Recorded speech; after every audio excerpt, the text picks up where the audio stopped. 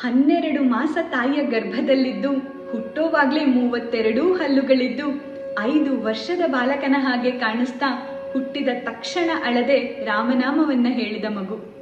ಹುಲಸಿ ದೂಬೆ ಆತ್ಮಾರಾಮ ದೂಬೆ ಅನ್ನೋ ದಂಪತಿಗಳಿಗೆ 11ನೇ ಆಗಸ್ಟ್ 1511ರಲ್ಲಿ ಈಗಿನ ಉತ್ತರ ಪ್ರದೇಶದಲ್ಲಿ ಜನಿಸ್ತಾರೆ.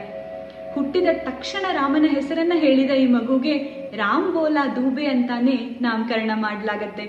ಈ ಮಗು ಯಾರು ಗೊತ್ತಾ? ತುಳಸಿದಾಸರು.